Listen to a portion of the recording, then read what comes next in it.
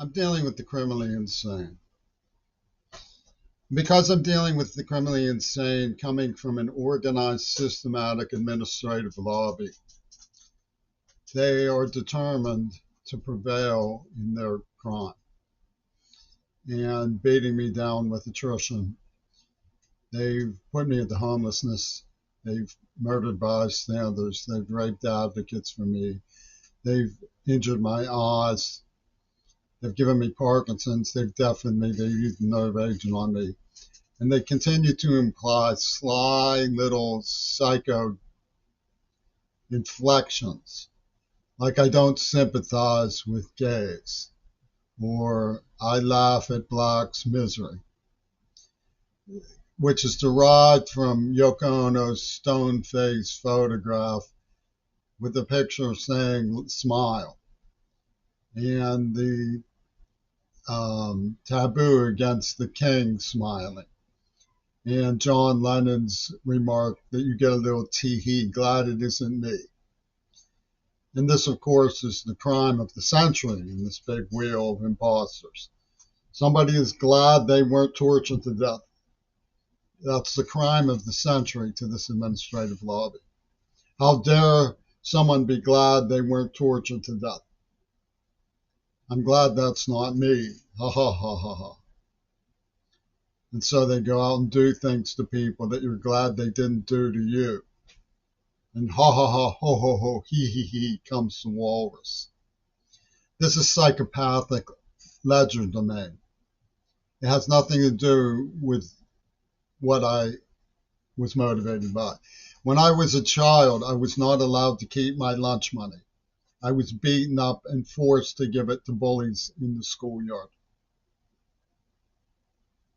My mother did not allow me to keep $20 that I found at Point State Park. I was barely allowed an allowance. I was compelled by people who threatened to kill me to pinch money from my mother. Trying to protect my mother and myself, I insisted that we move. I was pursued by a script. The script detained me to siphon from me for all of my life's work, subjecting me to endless injuries. Now, I valued my attempts to contribute to meaningful academic discourse regarding the misallocation of funds by the military-industrial complex. If it was me, and I had $1 billion in the 1980s, I looked out for respectable, responsible water resource management to contribute to internationally, worldwide, fundamentally locally, for the access and sustainability of clean water supplies, because that was mandated. And I believe that legislation to that effect should have been enacted. That international authorities should have passed laws requiring clean water access both at home and abroad. This is what's called naive idealism. When I went to Maine, I knew nothing about a script written by or written about concerning John Lennon, nothing. What I knew was there was an entrapment operation involved clocked to the AIDS attack. These lopers intercepted that I was investigating, and they attacked me diabolically, claiming that the only issue was money to be made from screen rights. Hollywood moguls and celebrities got together to make a collective statement, ironically enough, for monomaniacs from the celebrity superstate. Billionaires deceiving, torturing, abusing, threatening, and subjecting to deadly attacks a deaf man who they deafened since childhood with a terror campaign, claiming that unless I agreed to give them my lunch money, I was myself a capitalist, warmonger, and settler colonialist.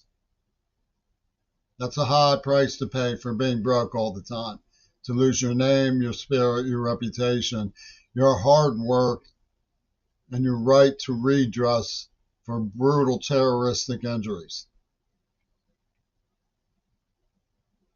Now they want me to say that I know what to do with money. I know what they would not want me to do with money.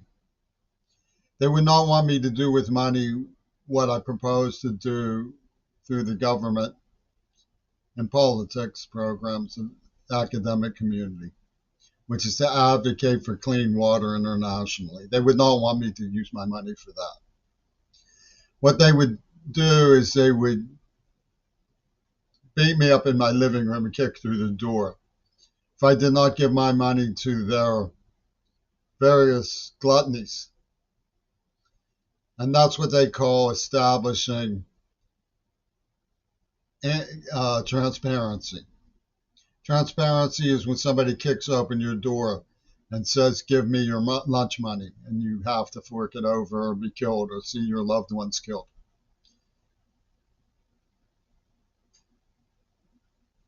One of the things that they investigated was the fact that I liked books.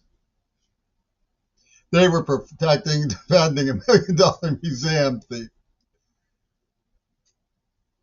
a rare book museum thief. They were defending and protecting a rare book museum thief and came investigating me because I like books. Oh my God. Corruption at the risk is a remarkable phenomenon. So I don't know where to go with your answer. If somebody gave me $1 million in personal estate to compensate me for torturing me, my life's hard work,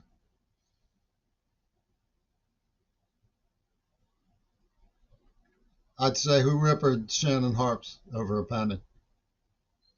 That's what they really don't want to see. It's empowerment of my investigation. It wouldn't matter if I was one of them saying, if you give me $1 billion, I'm sure as hell going to invest it in the Bechtel Group. They wouldn't give it to me because it would mean my name would become known and people would research what was done to me in the past. And maybe somebody would open the books on Wilzel Brown and the way he was covered for by Tony Levin and Yoko Ono. They'd find I was tortured hideously and used for a lifelong pornography stunt by the people who released AIDS. What good is giving me $1 million about it? If they're just going to come after me with needles and pins and psychopaths and psych zombies, kick down my door and say, give us your lunch money, queer bait. It's meaningless. They attacked me to debase the idea of the right to privacy, the right to fair earnings, the right to conscientious objection, the right to meaningful, charitable viewpoints, the right to spend my own money as I see fit. It's administrative organized crime, and it is criminally insane. So I don't know what your stupid dossier says, but you're advocating for genocidal maniacs who picked on me and said he doesn't have the right to exist because my father wrote books about human rights. I, therefore, did not have the right to exist. I'm a living, breathing metaphor for abortion in their view. And this has sponsorship. I can't find a single peer who's not primed and trained to operate for this administrative crime team. Not a single peer can I find who's not primed and trained to terrorize me with the fear that there's a little birdie in my Freudian slips that's going to say, I'm sure glad I wasn't tortured to death. They'll say, come in with their guns. Give us your lunch money. Give us your lunch money. It's administrative criminal insanity. UW Dialectical in Seattle, Washington are psychopaths. If you look at the timeline, that's perfectly obvious. They said in 1984, one size fits all, and the whole is greater than the sum of its parts, meaning they don't care how many people die. They're not going to warn anybody because they control the media spin. That's what that meant. That's how sensitive and caring they really were. When Fripp was talking to Bush and saying, Jimmy is spending sensitive and caring because I said that to him, Mr. Bush. And Bush says, okay, we'll have a kinder, gentler nation. Hardy har har, hardy har har. They were scheming up derision about an attempt to investigate an ongoing genocide. And they had all the little girls saying, oh, he's just seducing, getting under my shirt because he's happy-go-lucky at the singles clubs. And that's not love. And they're calling Mr. McCartney. We're going to do a psychological operation to see where love figures in this idiot's investigation of our suicide mandate, our Venus flytrap, our Two Virgins pussy ball game clogged to the AIDS attack. And they came in with their penny registers. They say, how come he doesn't have cash in his pocket or dividends in his bank account? There must be something wrong with him.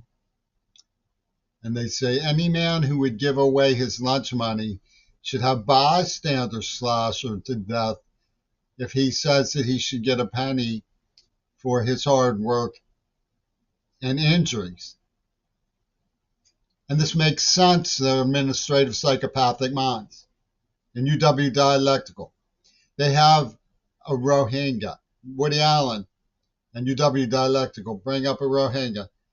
They hold him by the hair and they say this Rohingya was abused by a military pornography group. Does Queerball have time to cry for this Rohingya who was abused by a military pornography group?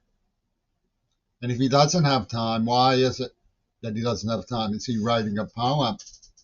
Is he in Section 8 doing autoerotic therapy so that he can write poems?